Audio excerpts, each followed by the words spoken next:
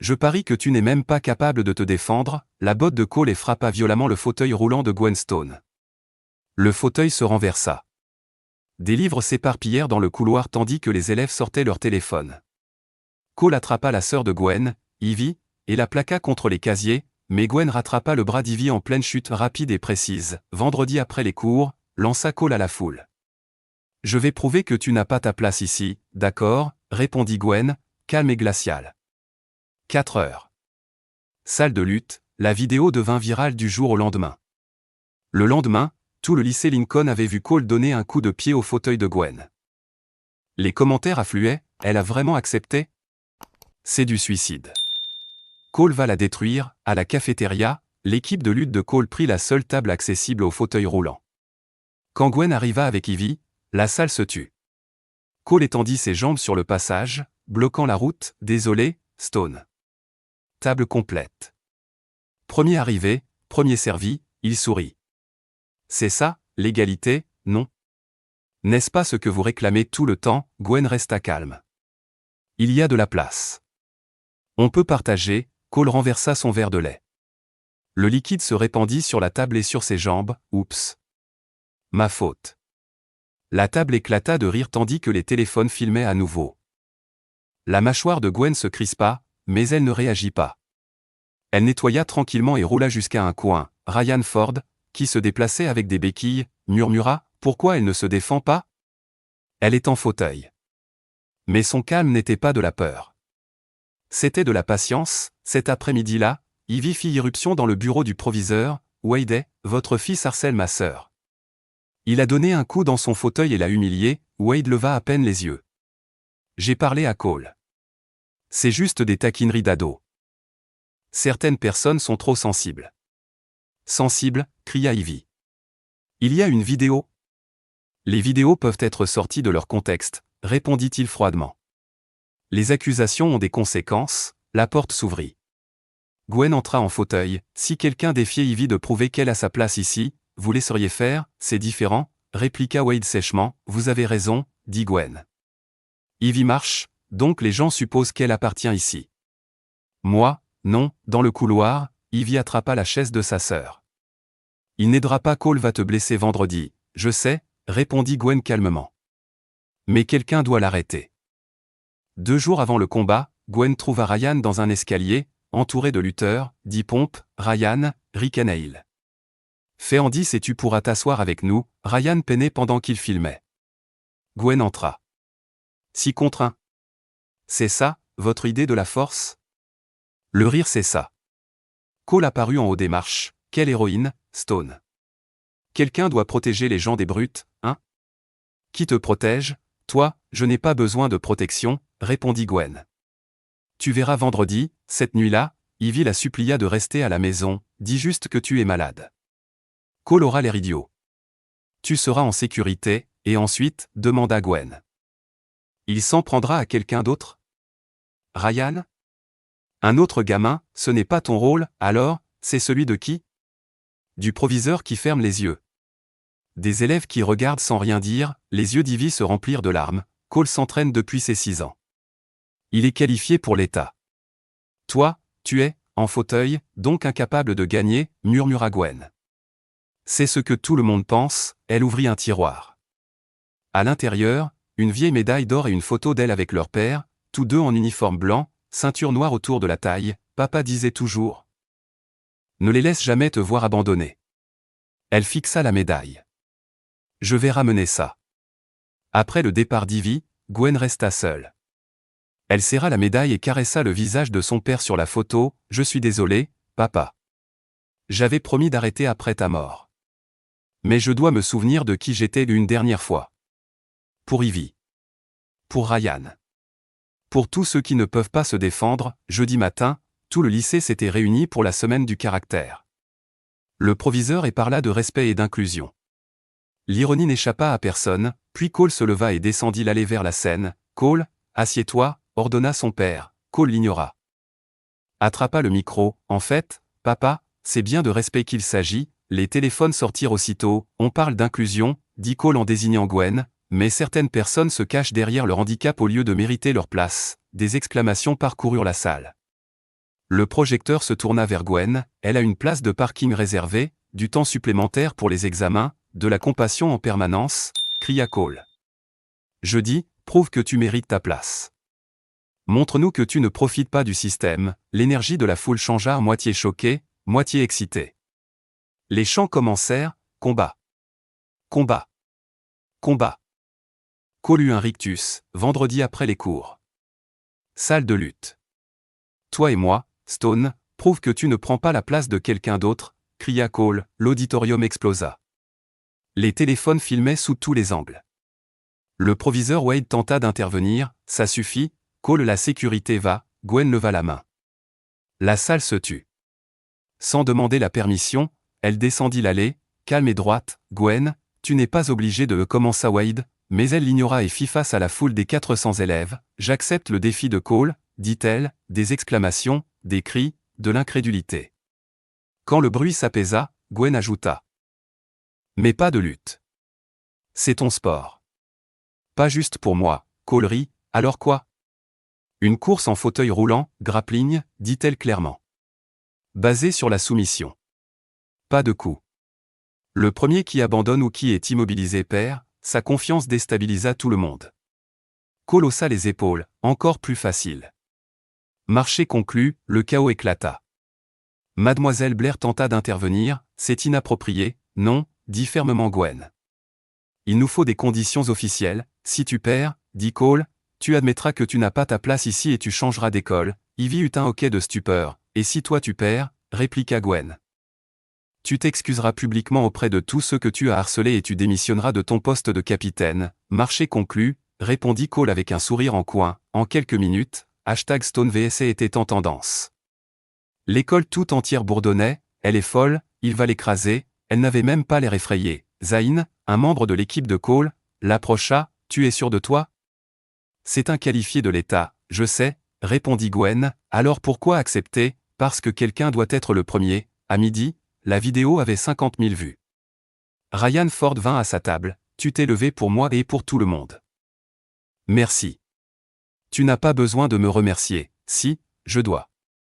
Personne d'autre ne l'aurait fait, il hésita, pourquoi tu n'as pas peur? Je sais exactement ce que je fais, c'est pour ça que j'ai peur pour toi, murmura Ryan. Cet après-midi-là, le principal officialisa le défi et décharge signé, personnel médical assigné. Wade regarda Gwen, dernière chance de renoncer. Il n'y a pas de honte, je ne renonce pas, dit-elle, à Cole, ne ridiculise pas cette famille, je ne le ferai pas, répondit Cole, crispé. Ce soir-là, Gwen ignora les notifications de son téléphone.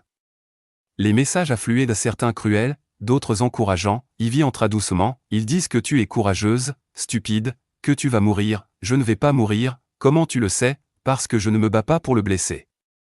Je me bats pour lui apprendre quelque chose, lui apprendre quoi? Que la force, ce n'est pas la domination. Le pouvoir, c'est le caractère. Cole s'en fiche, dit Ivy, il s'en souciera demain. Sa sœur regarda la médaille et la photo sur le bureau. Qui étais-tu avant? Quelqu'un dont papa était fier, dit Gwen doucement. Quelqu'un que je dois me rappeler d'être. Je t'aime, quoi qu'il arrive, je t'aime aussi. Maintenant, d'or, après le départ d'Ivy, Gwen contempla la médaille d'or et le sourire de son père sur la photo. Demain, papa. Demain, ils verront qui je suis et ce que tu m'as appris. Jeudi, toute l'école frémissait d'impatience. Entre les cours, les élèves revoyaient la vidéo, 10 millions de vues déjà, Cole va l'écraser. À la cafétéria, les coéquipiers de Cole semblaient nerveux. Ça va? Demanda Zayn. Très bien, répliqua sèchement Cole. Elle a accepté, la voix de son père le hantait, les gagnants ne perdent pas contre des gens comme elle, même ses amis paraissaient mal à l'aise. De l'autre côté de la salle, Gwen mangeait calmement tandis que les murmures l'entouraient. Ryan s'assit à côté d'elle, tout le monde parie sur Cole, c'est logique, répondit Gwen, ça ne te dérange pas, non. Moins ils s'attendent à moi, plus l'impact sera grand quand ils se tromperont, tu sembles confiante, je le suis. Et si je m'étais entraînée plus longtemps que lui, tu étais une combattante, réalisa Ivy plus tard ce soir-là. Niveau national, n'est-ce pas? Gwen sourit légèrement, je l'étais. Je le suis toujours. J'avais juste oublié un moment. Je n'étais pas prête. J'ai enterré cette partie de moi après la mort de papa. Demain, je la ferai revivre, tu vas gagner, chuchota Ivy, je vais enseigner, corrigea Gwen. Gagner, c'est pour moi. Enseigner, c'est pour tous ceux qui regardent. Cette nuit-là, aucune d'elles ne dormit. Cole pensait à son père et à sa réputation, Gwen pensait à l'équilibre, au respect, et à la force sans cruauté. Vendredi matin, l'école était en effervescence, les élèves portaient des t-shirts Team Cole et Team Gwen. Les professeurs n'arrivaient pas à se concentrer, tout le monde comptait les heures avant 16 heures. Dans le couloir, Cole ricana, dernière chance de te désister. Stone. Toi aussi, répondit calmement Gwen. 15h45, la foule remplissait la salle de lutte. Gwen entra en fauteuil roulant, accompagnée d'Ivy et Ryan. Cole se tenait en face d'elle, son père au fond, les bras croisés. 16 heures précises, Mademoiselle Blair siffla. Commencez, jeudi soir. Quelques heures avant que tout ne change, Gwen était assise à son bureau, le poids du lendemain sur la poitrine. Elle ouvrit un tiroir et sortit une médaille d'or et une vieille photographie. Toutes deux jaunies par le temps, un léger coup frappé à la porte. Ivy entra. Toi non plus, tu ne dors pas, non, répondit Gwen avec un sourire doux. Ivy se blottit sur le lit. Raconte-moi tout. Qui étais-tu avant tout ça? Gwen fit tourner la médaille entre ses doigts. J'ai commencé le judo à 7 ans. Papa pensait que j'avais besoin de confiance, j'étais minuscule, sous-estimé, mais à 10 ans je gagnais les tournois locaux, à 12, les régionaux, à 13, l'équipe nationale junior. Les yeux d'Ivy s'écarquillèrent. Tu étais dans l'équipe nationale, oui. Je n'étais pas la plus forte, mais ma technique était impeccable. Lis la gravure. Ivy lut à voix haute. Championnat national junior de judo, division féminine moins de 6, première place Gwen Stone, 15 ans. J'ai gagné 3 années de suite, dit Gwen doucement. Papa n'en a jamais manqué une. Il criait si fort qu'il menaçait de le mettre dehors. Il était fier de moi, sa voix se brisa. Après ma plus grande victoire, nous rentrions à la maison. Un conducteur ivre nous a percutés de plein fouet. Papa est mort sur le coup. Les larmes coulaient librement maintenant. Je me suis réveillé 3 jours plus tard. Je ne sentais plus mes jambes. Les médecins ont dit que je ne marcherais plus jamais, mais tu peux, murmura Ivy, à peine. Je peux me lever, faire quelques pas, mais ça fait mal tout le temps. Je ne suis ni totalement paralysé, ni totalement capable. Les gens voient le fauteuil et supposent l'impuissance. Elle prit une inspiration tremblante. Je me suis entraîné à nouveau aux 18 mois pour tout réapprendre. Mon entraîneur a adapté le judo pour l'usage d'un fauteuil roulant. C'est un sport paralympique. En fait, un centre de gravité plus bas est un avantage. Je suis devenu doué, peut-être meilleur qu'avant. Alors pourquoi avoir arrêté? Demanda doucement Ivy. Parce qu'à chaque salut, je voyais papa. C'était trop douloureux, un silence remplit la pièce. Ivy s'agenouilla à côté d'elle. Montre-moi. Gwen se leva lentement, la douleur dans chaque mouvement, mais équilibrée et concentrée. Le judo consiste à utiliser la force de l'autre. La technique avant la force. Elle exécuta des postures fluides, précises. Kuzushi le déséquilibre. Tai Sabaki le déplacement. Newaza le combat au sol.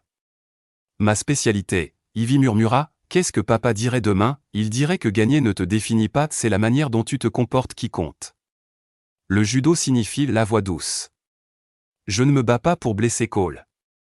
Je me bats pour lui enseigner. Tu vas gagner, j'enseignerai. C'est plus important. Ivy hésita. Pourquoi maintenant? Quand il t'a poussé, j'ai vu la peur. En toi et en moi. Je suis resté immobile pendant 2 ans. Demain, je me lèverai. Pour nous. Pour papa.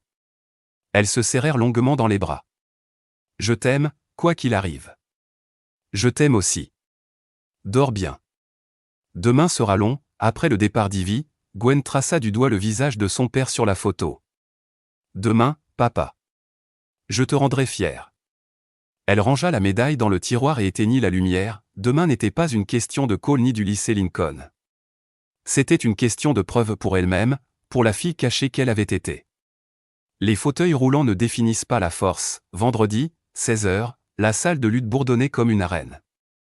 Plus de 250 élèves remplissaient l'endroit. Les téléphones levés. Les caméras en marche.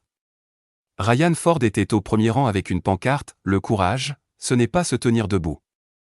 Ivy tremblait à côté de tante Rachel. Mademoiselle Blair se tenait au bord du tapis, sifflet à la main, 2 secouristes prêts à intervenir. Le proviseur bras croisés, fixait son fils. Cole entra le premier. muscles tendus, ses coéquipiers scandant son nom. La foule rugit et Cole. Cole. Cole. Puis, silence. Gwen entra par la porte principale, poussée par Ivy. Elle portait son ancien GI de judo, blanc immaculé, les écussons scintillant sous les projecteurs. Mademoiselle Blair s'avança. Règle, combat au sol basé sur la soumission. Pas de coup. Premier abandon ou immobilisation de 3 secondes remporte le match. Le personnel médical peut interrompre à tout moment. Compris, oui, madame, répondit calmement Gwen. Oui, ricana Cole en sautillant. Dernière chance, prévint Blair. Vous pouvez encore abandonner, la voix de Gwen était ferme. Je n'abandonne pas, Cole rit. Abandonner. Ou marcher, la foule devint silencieuse. Les caméras se braquèrent sur eux. Le combat allait commencer, et tout le monde allait enfin découvrir ce qu'est la vraie force. Bien joué. Je croyais qu'elle était paralysée. Gwen croisa le regard de Cole. Être debout me fait mal à chaque seconde. Mais la douleur, ce n'est qu'une information et aujourd'hui, je l'ignore. Elle boita jusqu'au centre du tapis, vacillante mais déterminée. Cole la fixa, déstabilisée. Tu peux marcher, tu as déjà demandé, répondit-elle calmement, ou tu as juste supposé que je ne pouvais pas. La colère traversa son visage. Peu importe, je vais quand même prouver que j'ai ma place ici, alors prouve-le. Le sifflet retentit. Cole attaqua, sauvage et désordonné. Gwen esquiva, fluide et calme. Chaque tentative manqua. La foule explosa. Elle bougeait avec précision, lui, avec colère. Cole fonça de nouveau, Gwen lui balaya la jambe. Il trébucha, faillit tomber. Les élèves hurlèrent. Elle aurait pu en finir, mais ne le fit pas. Tu vaux mieux que ça, murmura-t-elle. Ta gueule, cria-t-il en attrapant son col. Voilà, dit-elle doucement. La colère sans discipline, puis elle le projeta. Une exécution parfaite. Cole s'écrasa violemment sur le tapis. Le silence tomba. Gwen le maintint solidement au sol. Lorsqu'elle le relâcha, elle lui tendit la main. Arrête maintenant. Personne n'a besoin d'être blessé, j'en ai pas fini. Il se jeta sur elle à nouveau, désespéré. Gwen attrapa son bras et verrouilla une clé de bras. Ne laisse pas ton ego te faire mal, dit-elle doucement. Cole tapa 3 fois. Combat terminé, la salle explosa. Gwen, la fille en fauteuil roulant, avait battu le capitaine de l'équipe de lutte. Elle se tourna vers la foule.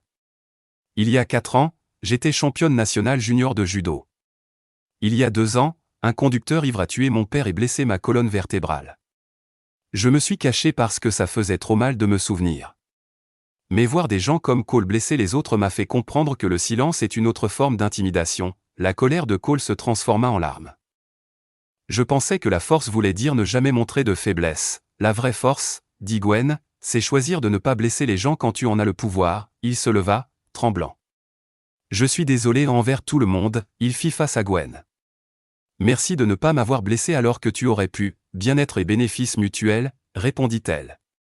Nous grandissons tous les deux ou personne ne grandit. Quelques jours plus tard, le directeur ait pris la parole lors de l'assemblée. J'ai failli à cette école en excusant le comportement de mon fils.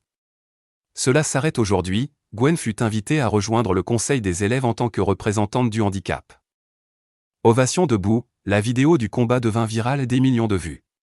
Les titres la nommaient la championne qui a appris le respect. Gwen refusa toutes les interviews. Je ne l'ai pas fait pour attirer l'attention, dit-elle à Ivy.